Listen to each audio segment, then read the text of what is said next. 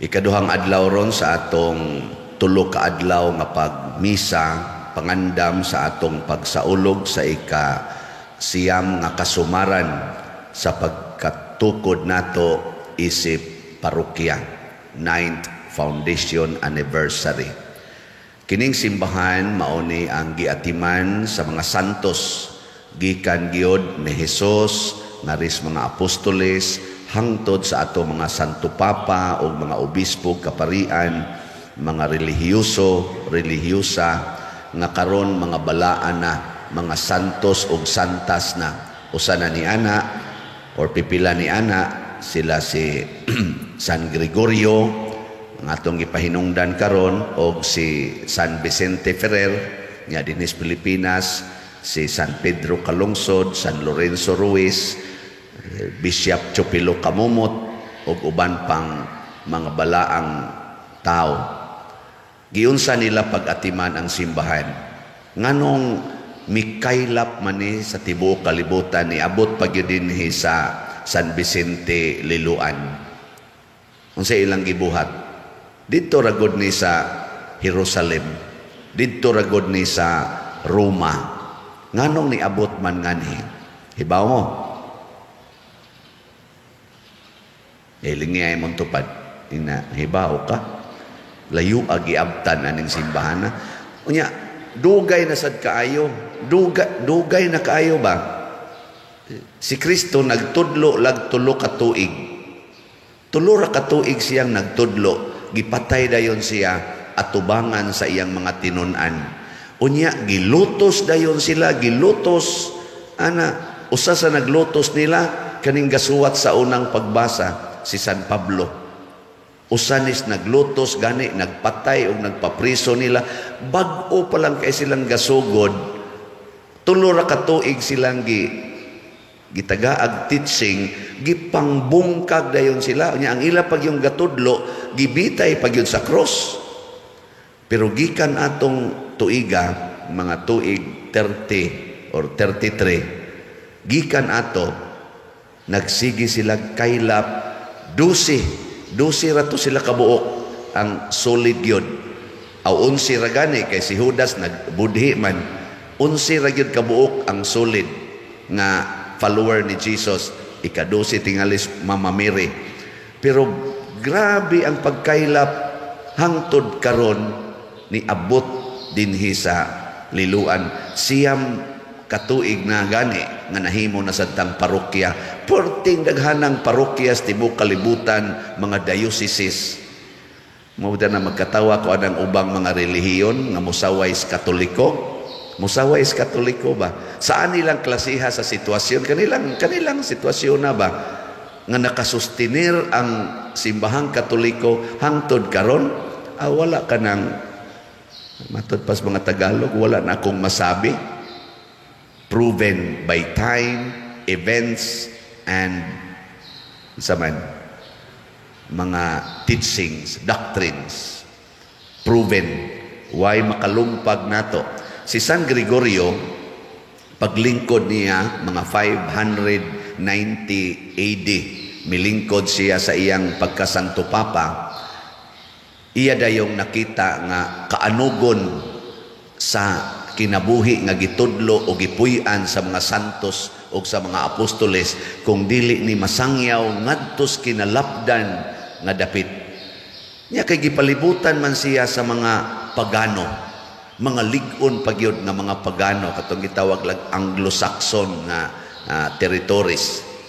Iyang hinay-hinay pag sangyaw hangtod gyud nga tibuok Europa perting dakuan niya naabot. Ang iyang gigamit ang kinabuhi sa usa ka apostoles.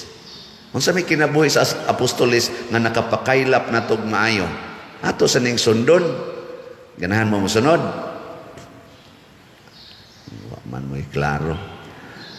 Diri sa unang pagbasa gidescribe ni San Pablo, ingon siya, sa akong hunahuna, maurag ang Dios nagbutang kanamong mga apostoles sa 12 nga dapit.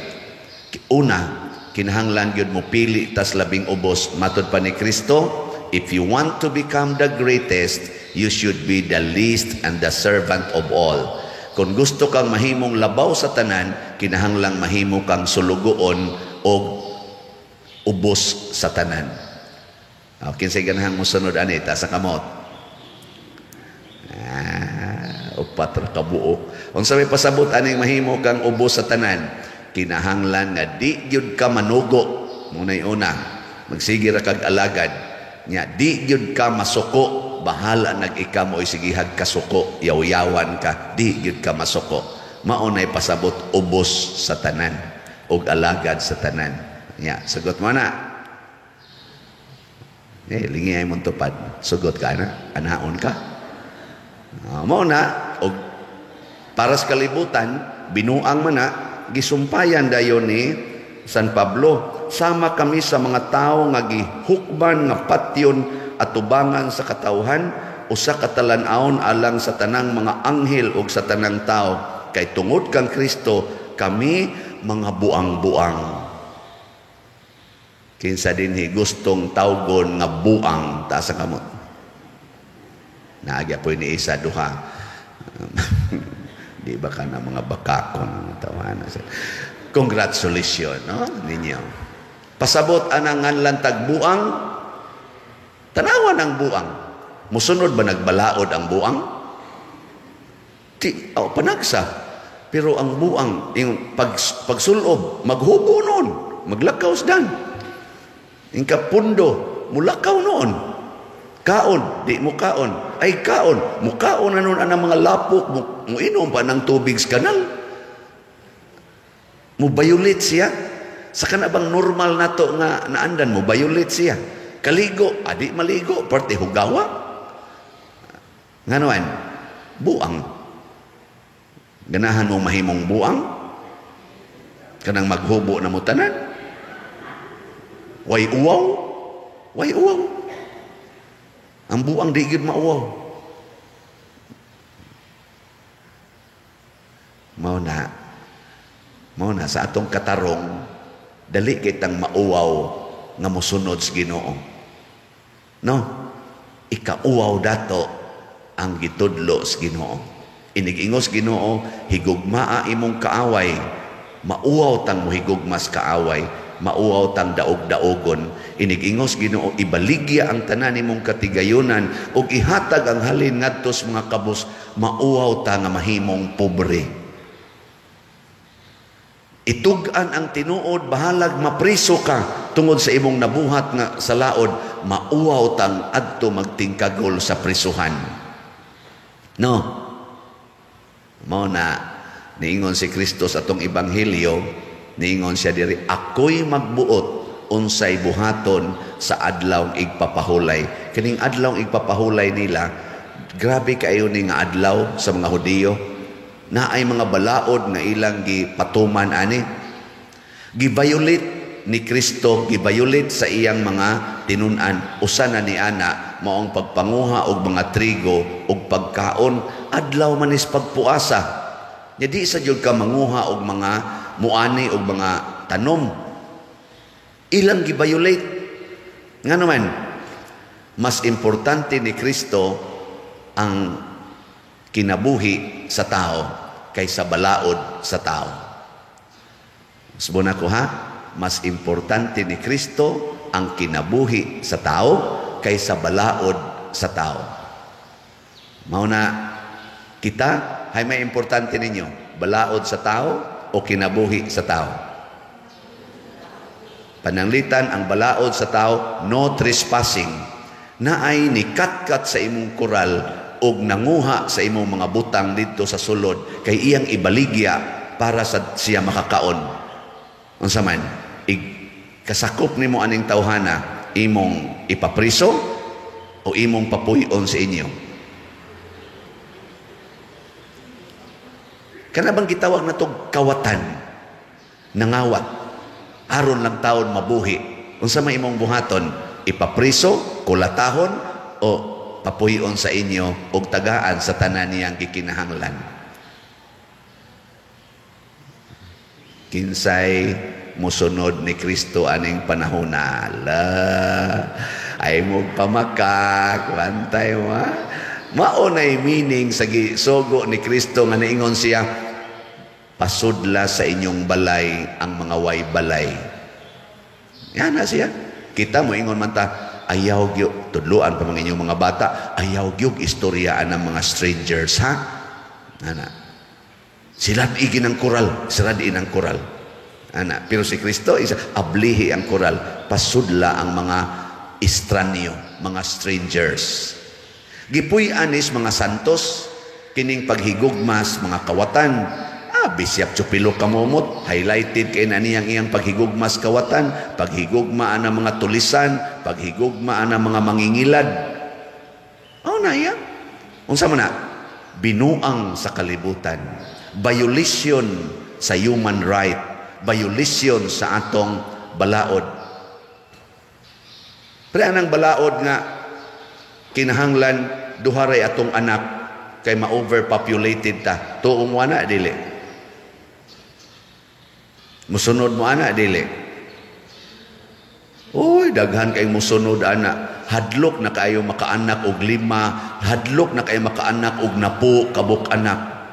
Karong panahon na gasunod ana nga duha ra gyud kabuk anak kay maunay nindot nga kinabuhi. Nya pagpalaygit na inighuman sa duha.